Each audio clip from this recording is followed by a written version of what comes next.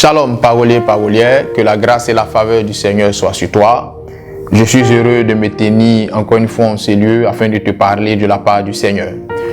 Nous sommes là pour un temps de partage, un moment d'édification, mais nous ne pouvons aller plus loin dans ce moment sans toutefois prier le Seigneur. J'aimerais donc que tu inclines la tête avec moi et que nous puissions soumettre ce moment au Seigneur. Prions le Seigneur. Éternel notre Père, nous te rendons grâce, nous bénissons ton nom pour ce moment. Dieu de gloire, je veux te dire merci parce que tu nous rends encore une fois participants à ce temps d'enseignement. Nous voulons t'adorer dans la connaissance et non dans l'ignorance.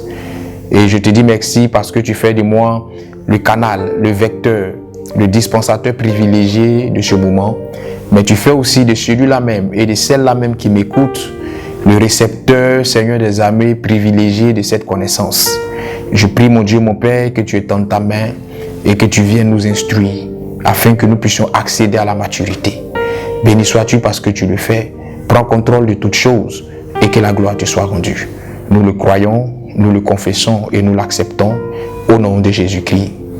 Amen. Alors, aujourd'hui, nous sommes là, comme je l'ai dit tantôt, pour un moment d'enseignement. J'ai voulu adopter cette position assise afin de nous permettre de mieux comprendre ce qui sera dit, afin de parler de manière plus posée et permettre aux uns et aux autres de véritablement assimiler ce que je dirai, parce que nous allons aborder un thème qui, ma foi, prête à confusion dans le milieu chrétien, et il est important que le peuple de Dieu soit instruit sur ce thème à la lumière de la parole de Dieu.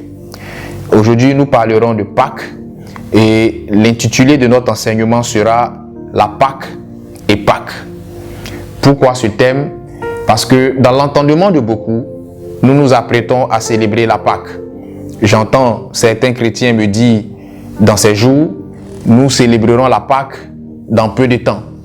C'est une erreur, c'est un langage abusif. Parce que à la vérité, nous ne nous apprêtons pas à célébrer la Pâques. À la vérité, nous nous apprêtons à célébrer Pâques.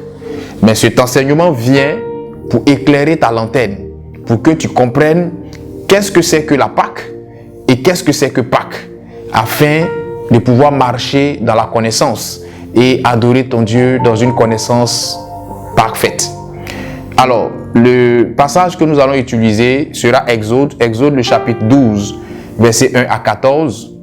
Je vais t'épargner la lecture parce que le passage il est assez long. Mais lorsque tu vas lire ce passage, en résumé, ce passage-là nous révèle beaucoup de vérités. La Bible déclare dans ce passage que Dieu se révèle à Moïse. Et Dieu parle à Moïse et à Aaron et il leur donne un certain nombre de prescriptions. Dieu dit à Moïse, il faut parler à mon peuple et il faut dire à mon peuple que le premier mois de l'année, qui sera le mois de Nissan, selon la Bible et selon le calendrier juif, ce peuple-là va célébrer la Pâque. Et ce peuple va célébrer la Pâque, non pas d'une manière fortuite, mais ce peuple doit célébrer la Pâque en se conformant aux prescriptions que je te donne. Alors, Dieu dit à Moïse, dis au peuple de prendre un agneau par famille. Et si la famille est trop peu nombreuse, cette famille peut s'associer avec la famille voisine afin de prendre un agneau. Lorsque cet agneau sera pris, cette famille devra immoler cet agneau. Le sang de cet agneau devra être utilisé et être appliqué sur le linteau des maisons. Et l'agneau va être à demi cuit, consommé avec des pains sans levain et des herbes amères. Et même la manière de consommer cet agneau devra se faire de façon particulière, en ce sens que vous allez devoir consommer cet agneau-là à la hâte. Et Dieu continue ses prescriptions et il finit pour dire que cela sera une prescription perpétuelle, c'est-à-dire que c'est quelque chose qui ne va pas s'étendre sur un temps donné, mais c'est quelque chose qui va pratiquement durer toute la vie. Et Dieu donnant ses prescriptions à Moïse, Moïse à son tour communique ses prescriptions au peuple et cela nous donne la fête de la Pâque, qu'on appelle la Pâque juive ou fête de Pessah. Lorsque vous lirez la parole de Dieu, que vous parcourrez les Saintes Écritures, vous allez comprendre que la Bible nous parle de deux grandes fêtes de Pâques. La première fête de Pâques, c'est la fête de la Pâque, dont je viens de parler brièvement tout à l'heure. À ce niveau, le mot Pâques s'écrit P, A, accent circonflexe, Q, U, E. Mais il ne prend pas de S et il comporte un déterminant. Donc, dans ce contexte précis, on parle de la Pâque et non de Pâques. Quand vous prendrez votre calendrier chez vous à la maison, que vous regarderez la date à laquelle l'on célèbre Pâques, vous verrez Pâques, vous ne verrez pas la Pâque. C'est pour dire qu'il y a un distinguo entre la Pâque et Pâques. La Pâque est la fête juive. La Pâque est une fête qui est plus rattachée au judaïsme. Le judaïsme, c'est quoi? Le judaïsme, c'est un courant religieux qui a été créé par Moïse et non par Judas. Parce que là encore, certains chrétiens me disent souvent que le judaïsme, c'est la religion que Judas Iscariote a créée. Judas Iscariote n'existait même pas dans l'Ancien Testament. Donc le judaïsme est cette religion dont le père fondateur est Moïse. Et le judaïsme a pour livre saint la Torah. La Torah qui implique les 5 livres du Pentateuque. La Torah qui est un livre sacré. Et le judaïsme a pour fondement les 10 commandements. C'est dans le judaïsme qu'on parle du œil pour œil, dent pour dent. Et donc, dans le judaïsme, on célèbre la Pâque juive ou fête de Pessah. La Pâque juive est aussi cette fête-là qui détermine le début d'une année, selon le calendrier juif. Elle était célébrée au mois de Nissan, qui est le premier mois du calendrier juif. C'est une fête importante du judaïsme qui commémore la sortie du peuple d'Israël d'Égypte après 400 ans de captivité. Donc, le Seigneur a institué cette fête pour que le peuple d'Israël puisse commémorer sa sortie du peuple d'Égypte après 400 ans, puisque la première fois que le peuple a eu à célébrer cette fête, les temps qui ont suivi, le peuple a connu la délivrance. Et nous verrons ça plus tard dans notre développement. Alors, la Pâque juive est caractérisée par un certain nombre de dimensions. Mais il faut déjà savoir que la Pâque juive a été cette fête que Jésus-Christ lui-même a célébrée dans le Nouveau Testament. J'ai dit tout à l'heure dans mon introduction que Dieu, donnant ses prescriptions à Moïse, avait frappé cette prescription du sceau de la perpétuité. Lorsqu'une prescription est frappée du sceau de la perpétuité, cela veut dire que cette prescription est applicable au temps où le Seigneur parle, mais elle est aussi applicable après le temps où le Seigneur a parlé. À moins que Dieu, d'une manière exclusive, ne fasse effet ou ne fasse jouer un article spécial pour annuler le sceau de la perpétuité qui frappe une prescription. Un peu comme on dira chez nous en Côte d'Ivoire, à moins que Dieu ne recourt à l'article 48 pour abroger ce qu'il avait pris comme décret antérieurement. Donc, Dieu, dans ce cas précis, n'a pas annulé le décret. Dieu n'a pas revu le décret. Et c'est ce qui a permis à Jésus-Christ, dans le Nouveau Testament, de célébrer la Pâque juive. Quand nous prenons Matthieu 26, la Bible déclare: le premier jour des pains sans levain, les disciples s'adressaient à Jésus pour lui dire: où veux-tu que nous préparions le repas de la Pâque? Il répondit: allez à la ville, chez un tel, et vous lui direz: le maître dit, mon temps est proche, je ferai chez toi la Pâque avec mes disciples. Les disciples firent ce que Jésus leur avait ordonné, et ils préparaient la Pâque. Amen. Alors, si vous avez bien entendu, la Bible a été claire. La Bible n'a pas dit que Jésus a demandé aux disciples de lui préparer Pâques. Mais il demande aux disciples de lui préparer la Pâque parce que son temps approche. Donc, Jésus-Christ, dans ce contexte précis, faisait référence à la Pâque juive. Faisait référence à cette fête que les Juifs célébraient pour commémorer la sortie du peuple d'Israël d'Égypte après 400 ans de captivité. Souvenez-vous que Jésus, toujours dans le Nouveau Testament, a dit clairement: ne croyez pas que je sois venu abolir la loi, mais je suis venu l'appliquer. Il y a certaines choses dans la loi que Jésus lui-même a pratiquées, parce que ces choses-là n'étaient pas abolies. Ces choses-là n'étaient pas annulées. Parce que souvent, on a un langage abusif, nous les chrétiens. On a tendance à dire que ce qui est de l'Ancien Testament n'est plus applicable dans le Nouveau Testament parce que nous sommes sous le temps de la grâce. La grâce n'annule pas certaines prescriptions de l'Ancien Testament. Faites très attention parce qu'il y a une jurisprudence à ce niveau. La grâce n'annule pas certaines prescriptions de l'Ancien Testament. Bien au contraire, la grâce donne tout son poids et toute sa force à certaines prescriptions de l'Ancien Testament. Et ce que nous venons de lire tout à l'heure, noir sur blanc, nous donne un exemple patent. Jésus-Christ a célébré la Pâque juive. Pourquoi? Parce que cette fête était frappée du sceau de la perpétuité. Et jusqu'aujourd'hui où je vous parle, les judaïstes, les juifs, qui sont généralement même, pour la plupart, ils sont plus judaïstes que chrétiens. Parce que quand vous allez en Israël, le taux de judaïstes est plus élevé que le taux de chrétiens. Ils célèbrent encore jusqu'à ce jour la Pâque juive du moins. Donc Jésus-Christ a célébré cette fête-là.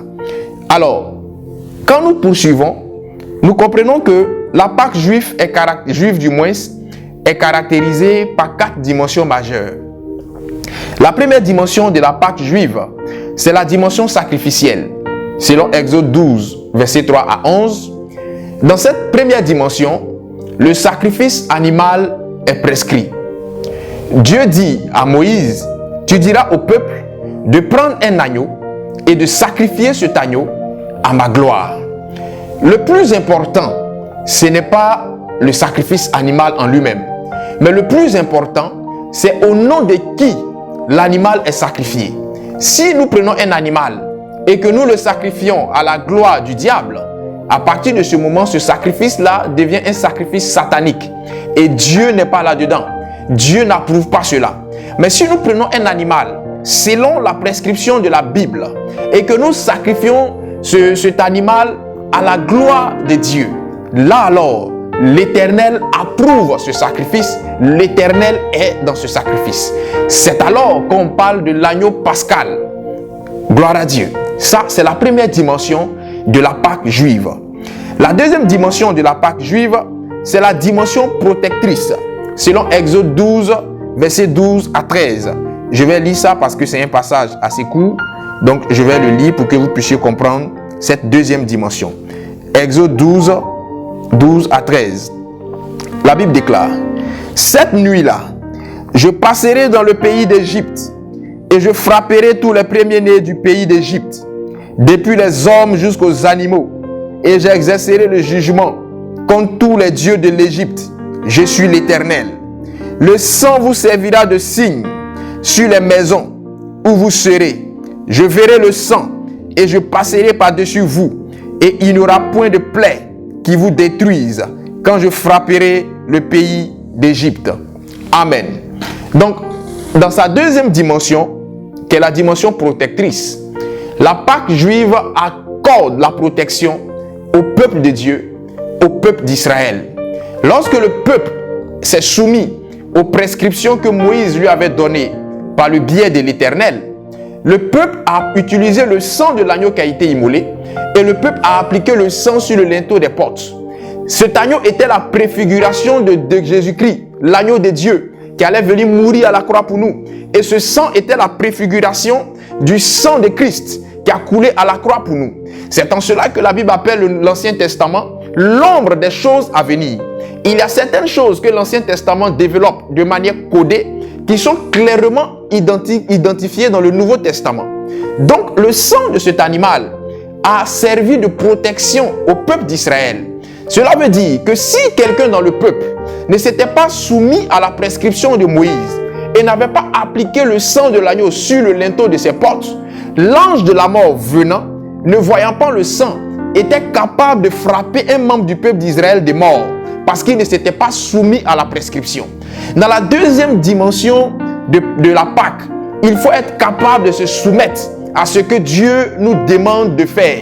Parce que se soumettant à cette prescription, nous serons à même de préserver notre vie d'un danger de mort imminent. Ça, c'est la deuxième dimension de la Pâque juive. La troisième dimension de la Pâque juive, c'est la dimension libératrice. Toujours en Exode 12, versets 12 à 13, la Bible déclare que l'Éternel a frappé les premiers-nés d'Égypte, depuis les hommes jusqu'aux animaux des morts. Et c'est cette action-là qui a emmené Pharaon à dire au peuple, c'en est assez, je vous donne votre liberté. Sinon, Pharaon, il rusait avec le peuple. Pharaon, tantôt, disait qu'il allait libérer le peuple et tantôt, il changeait de parole. Mais lorsque les premiers-nés ont été frappés, à commencer par lui-même son premier-né, Pharaon a décidé de relâcher le peuple. Donc, l'action de la Pâque juive, dans sa dimension spirituelle, est capable de nous accorder la délivrance, est capable de nous accorder la libération face à une longue captivité, face à une longue situation de captivité. Et la Bible déclare qu'à travers cette action-là, le peuple d'Israël a connu la délivrance, a connu la liberté. La quatrième dimension de la Pâque juive ou fête de Pessah, c'est la dimension perpétuelle.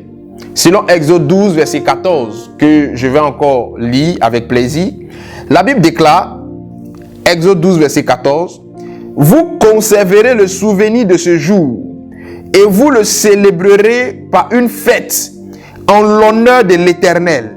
Vous le célébrerez comme une loi perpétuelle pour vos descendants. » Amen. Voilà ce que la Bible déclare. Donc, dans sa quatrième dimension, la Pâque juive ou fête de Pessah est frappée du sceau de la perpétuité. Et le Seigneur, ce qui me plaît chez lui, il est très précis dans ces choses. Si vous lisez attentivement la Bible et que vous mettez chaque texte dans son contexte pour ne pas en faire des prétextes de discussions inutiles, vous comprendrez que Dieu a été clair dans ses prescriptions pour éviter tout débat stérile et inutile. Il dit que cela est une fête et est une loi perpétuelle qui va vous servir et qui va servir à vos descendants. Ça veut dire que Dieu est en train d'étendre cette fête-là jusqu'aux enfants, aux petits-enfants et aux arrière-petits-enfants de ceux qui ont reçu la prescription au moment précis où il était en train de parler. Donc ne soyez pas choqués qu'aujourd'hui des gens soient en train de célébrer la Pâque juive en Israël, des judaïstes soient en train de célébrer cette fête. Ne soyez pas choqués de cet état de fête, parce que c'est une loi perpétuelle que nous devons de célébrer. La preuve en est que plus haut, j'ai dit que Jésus-Christ lui-même s'est conformé à ça. Pourquoi Jésus s'est conformé à ça? Parce que Jésus-Christ, en tant que fils de Dieu, est venu non pas pour abolir la loi, mais il est venu pour accomplir la loi. Or, la Bible nous dit clairement que la fête de la Pâque ou fête de Pessah est une loi perpétuelle. Donc, en tant que législateur par excellence, Jésus-Christ se doit d'appliquer la loi. Un législateur qui n'applique pas la loi, c'est un législateur douteux et à l'allure bizarre qu'il faut écarter. Donc, Jésus-Christ vient, il applique cette loi afin de montrer l'exemple. Alléluia. Et voilà donc les 4 grandes dimensions de la Pâque juive. Gloire à Dieu. La deuxième fête de Pâques dont la Bible nous parle, c'est la fête de Pâques. Dans ce contexte, le mot Pâques s'écrit P, A accent circonflexe, Q, U, E et prend un S et n'a pas de déterminant. C'est cette fête-là que nous célébrons. C'est cette fête-là qui est, je dirais, entre griffes d'actualité. Gloire à Dieu. Pâques, c'est quoi? Pâques est cette fête chrétienne. Pâques n'est pas une fête juive. La Pâques est une fête juive. Pendant que Pâques est une fête chrétienne, ce qui fait automatiquement jouer le principe du christianisme. Donc Pâques est cette fête chrétienne qui commémore la mort et la résurrection de Christ.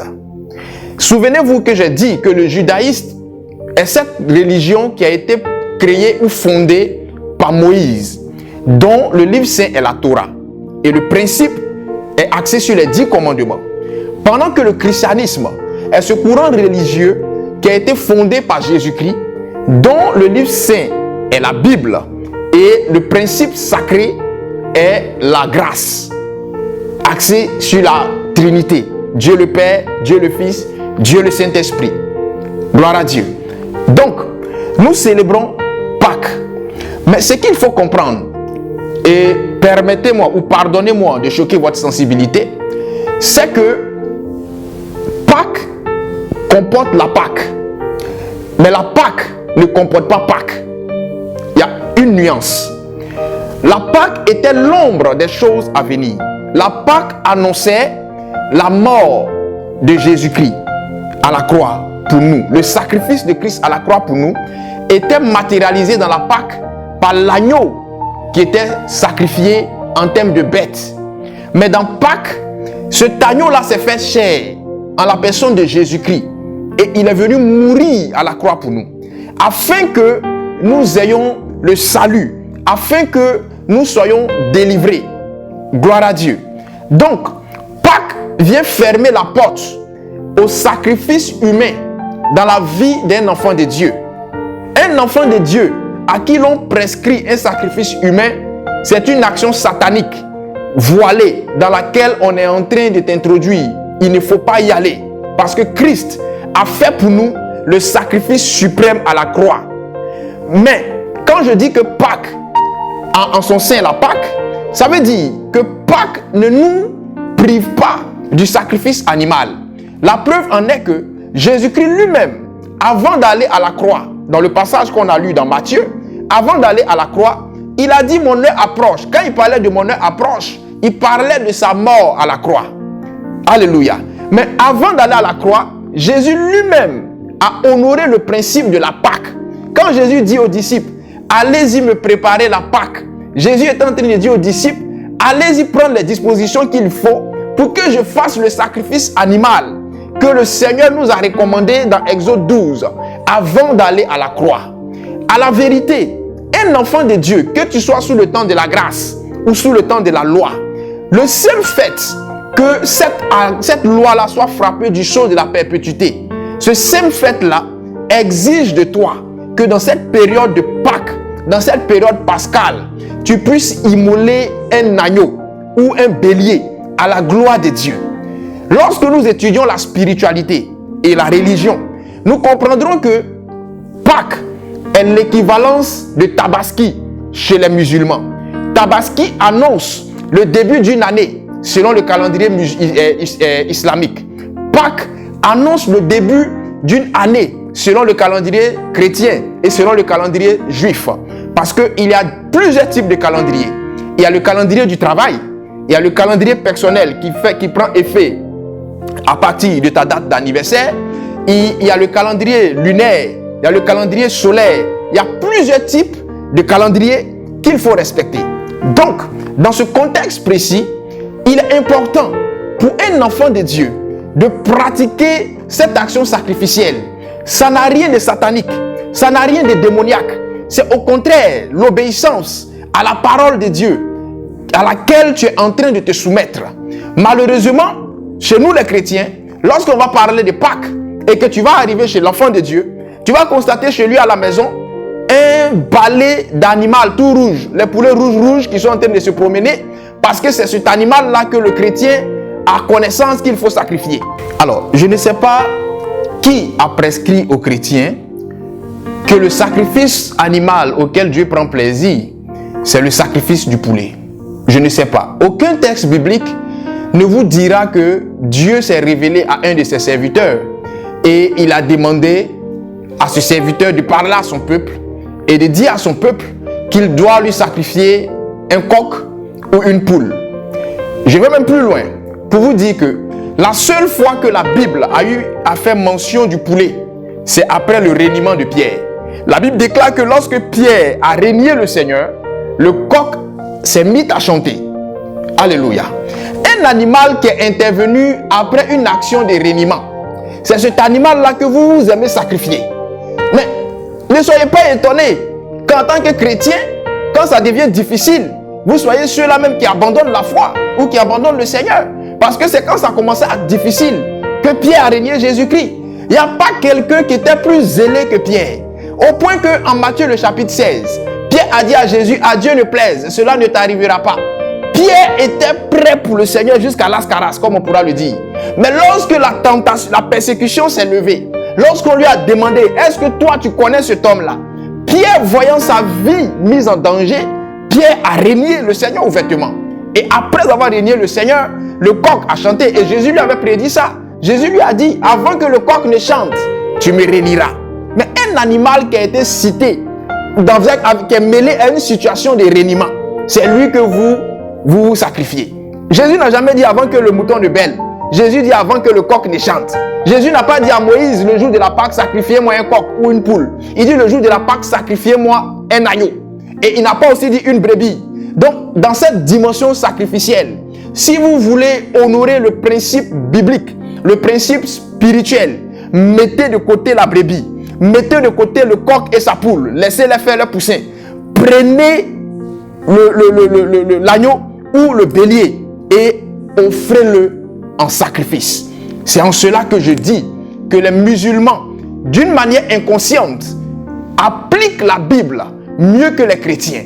Parce que les musulmans, à la période de Tabaski, qui est l'équivalence de Pâques, tout bon musulman, digne de ce nom, quelle que soit sa situation sociale ou financière, s'arrange pour sacrifier un animal à la gloire de son Dieu.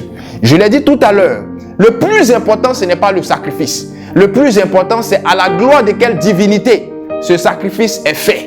Si ce sacrifice est fait à la gloire d'une divinité autre que l'Éternel Dieu des armées, l'Éternel sacrifié, Christ crucifié, scandale pour les Juifs, folie pour les païens, mais puissance de Dieu pour nous qui l'avons accepté. Si ce sacrifice est fait en dehors de ce Dieu-là, là c'est une idole que tu es en train d'adorer et ce n'est pas une chose qu'il faut faire.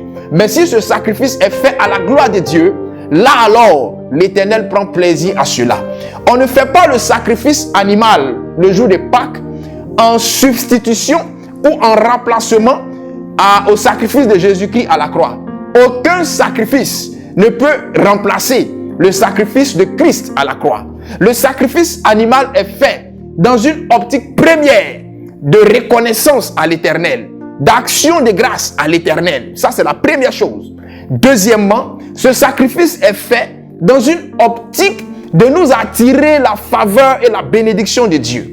Mais je n'irai pas plus loin que ça, parce que très bientôt, nous allons engager une rubrique qu'on appelle Code de vie.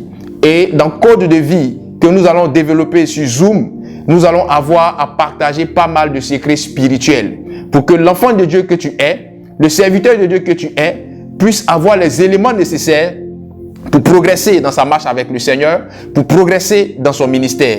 Ces éléments et ces secrets seront donnés à la lumière de la parole de Dieu. Je me plais à dire à mes enfants spirituels que si quelqu'un vous dit de poser une action qui ne peut pas vous donner le justificatif biblique de cette action, ne posez pas cette action. Dans Code de vie, à la lumière de la Bible, nous vous sortirons les secrets bibliques que l'enfant de Dieu doit connaître, que le serviteur de Dieu doit connaître, afin de progresser comme il se doit avec le Seigneur. Donc, je ferme cette parenthèse pour ne pas choquer la sensibilité des plus jeunes. Un formulaire a été diffusé sur les plateformes. Je crée cette brèche pour que chacun puisse s'inscrire et nous allons avoir une réunion Zoom dans pas longtemps où nous allons parler de code de vie. Nous parlerons des dimensions sacrificielles, nous parlerons des entités de création, nous parlerons du monde des anges, nous parlerons du calendrier, nous parlerons de comment dédier une année à Dieu et de bien d'autres choses à la lumière des Saintes Écritures dans la dimension du secret. Alléluia. Alors, Pâques, ce sont des dimensions. Quand nous lisons la Bible nous révèle subtilement 7 dimensions de Pâques. Et ces 7 dimensions-là sont révélées à travers les 7 paroles de Christ à la croix. Les 7 paroles de Christ à la croix révèlent clairement les 7 dimensions de Pâques. La première dimension de Pâques, c'est la dimension du pardon. Selon Luc 23, 34 à 35, que je vais lire. La Bible déclare, Luc 23, 34 à 35. Jésus dit, « Père, pardonne-leur, car ils ne savent pas ce qu'ils font. » Il se partageait ses vêtements en tirant au sort. Le peuple se tenait là et regardait. Les magistrats se moquaient de lui en disant, « Il a sauvé les autres, qu'il se sauve lui-même, s'il est le Christ, l'élu de Dieu. » Amen. Donc, dans cette première dimension, la première phrase que Christ a libérée à la croix, c'est « Père, pardonne-leur, car ils ne savent pas ce qu'ils font. » Pendant que l'on était en train de tirer ses vêtements au sort, pendant que l'on était en train de se partager ses vêtements, vous savez, spirituellement, le vêtement, c'est le symbole de la nudité. c'est le symbole de l'intimité. C'est le symbole de la connaissance, du savoir. C'est un symbole fort, le vêtement. La Bible déclare qu'on était en train de tirer au sol les vêtements du Seigneur. À la croix, laissez-moi vous dire une vérité, Jésus-Christ n'était pas habillé. À la croix, Jésus-Christ était nu comme un ver de terre. Il était dans l'humiliation la plus totale et la plus absolue. Mais malgré cela, Jésus-Christ a eu le courage et la force, non pas de manière hypocrite, mais de manière sincère, de dire, Père, pardonne-leur, car ils ne savent pas ce qu'ils font. Quelqu'un peut te faire mal inconsciemment, mais lorsque quelqu'un te fait mal et qu'il se moque de ce mal qu'il est en train de faire, qu'il se moque de toi du moins, pendant qu'il est en train de te faire ce mal, cela veut dire qu'il est conscient de ce mal qu'il est en train de faire. À partir de ce moment, pardonner à cette personne devient chose difficile, voire impossible. Mais Jésus-Christ de Nazareth, voyant ces personnes se moquer de lui, voyant que ces personnes étaient plus ou moins conscientes du mal qu'elles étaient en train de lui faire, Jésus-Christ a eu le courage de dire, Père, pardonne-leur, car ils ne savent pas ce qu'ils font. Pâques doit t'amener à pardonner. Je ne sais pas contre qui tu as une dent. Je ne sais pas qui t'a fait mal au point que tu n'arrives pas à pardonner à cette personne. Je ne sais pas depuis combien de temps tu gardes une rancœur dans le cœur. Mais aujourd'hui, dans cette période pascale, l'opportunité t'est donnée de demander pardon. En Christ, ce n'est pas le bourreau qui demande pardon à la victime. En Christ, c'est la victime qui demande pardon au bourreau. Voilà pourquoi la Bible déclare, si tu montes au temple et que tu dois faire ton offrande, que tu te souviens que tu as quelque chose contre ton frère, généralement, ce n'est pas le bourreau qui a quelque chose contre toi. C'est toi la victime qui a quelque chose contre le bourreau. Parce que tu estimes qu'il m'a fait mal et tu ne peux pas lui pardonner ce mal, tu as gardé ça dans ton cœur. La Bible déclare que si tu te souviens que tu as gardé quelque chose dans le cœur contre quelqu'un qui t'a fait mal, laisse là ton offrande et va te réconcilier avec cette personne avant de venir faire ton offrande. Marcher avec Dieu n'est pas chose facile.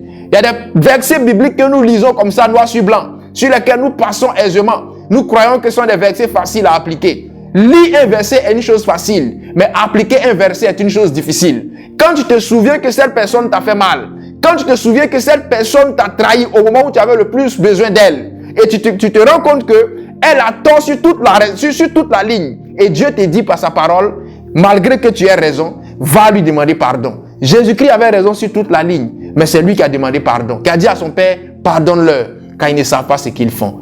La première dimension du Pâques doit te donner à faire preuve de dépassement de toi-même, doit t'amener à prendre de la hauteur et à pardonner à ceux qui t'ont fait mal. Alléluia.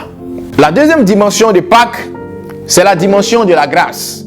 Luc 23, 43. Luc 23, 43, la Bible déclare, Jésus lui répondit, je te le dis en vérité, aujourd'hui, tu seras avec moi dans le paradis. Amen.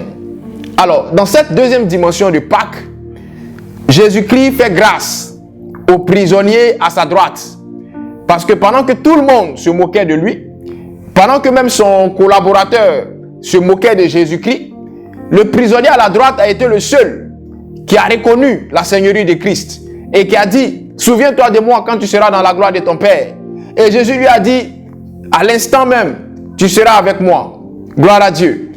Pâques, dans sa dimension gracieuse, amène Dieu, amène Christ à nous faire grâce, à nous accorder ce que nous ne méritons pas, à nous accorder premièrement le salut.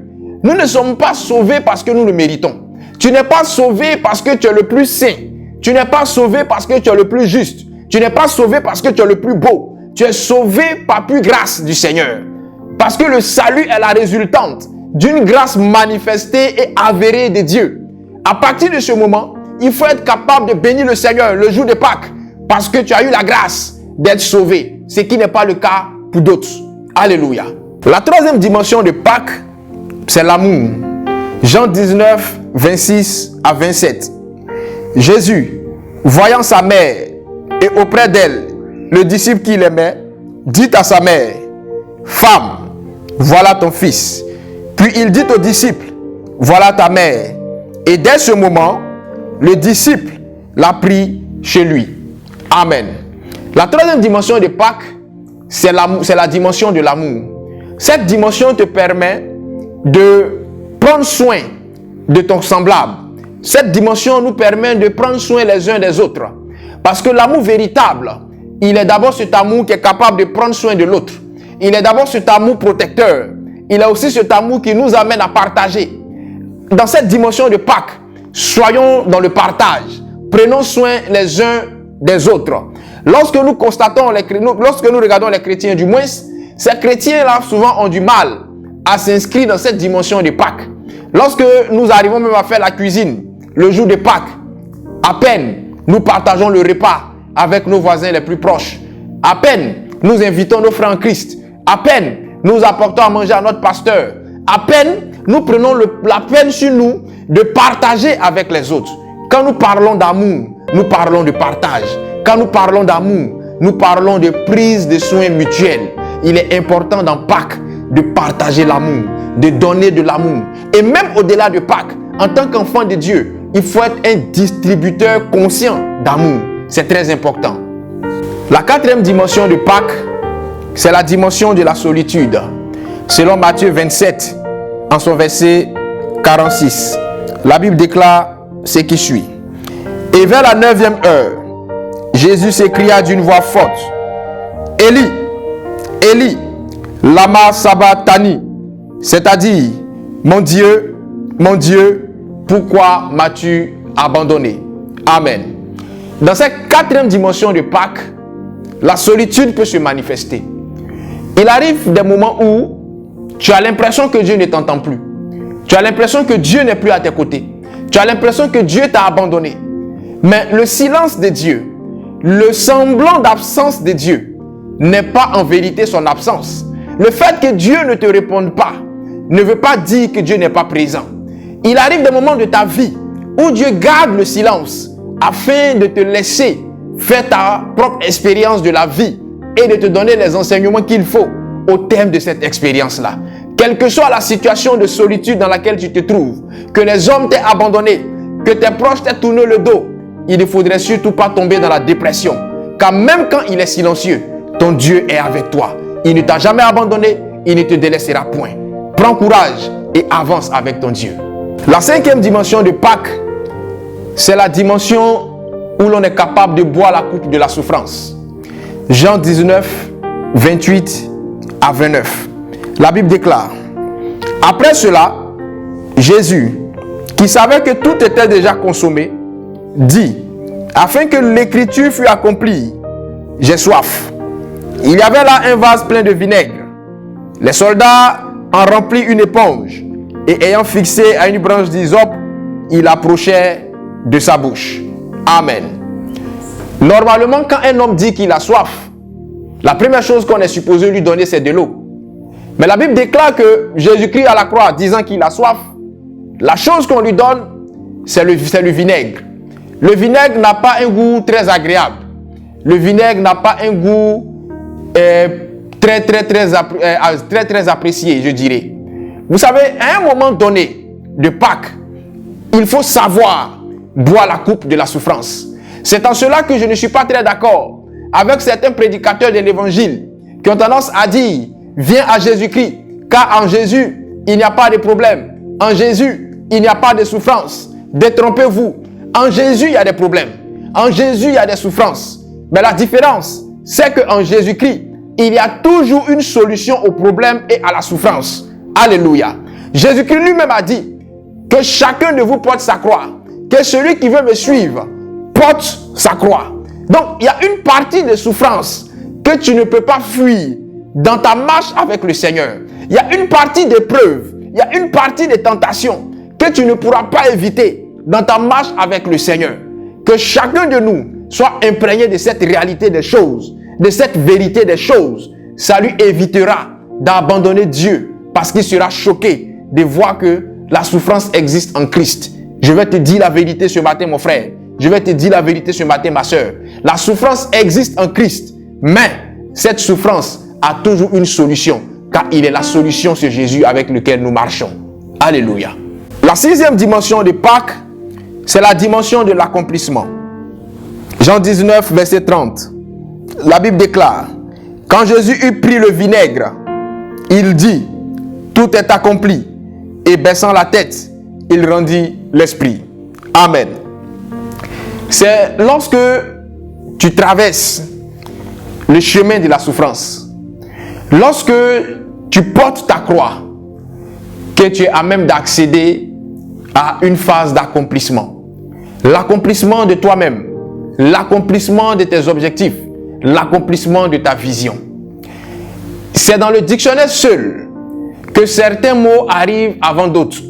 C'est dans le dictionnaire seul que l'on est capable de réussir avant de travailler. Alléluia. Dans la vie et dans la marche avec Dieu, l'élévation arrive après avoir souffert, après avoir enduré un certain nombre de situations. En tant qu'enfant de Dieu, si tu veux rentrer dans la dimension de l'accomplissement, n'aie pas peur de consommer ta part de souffrance.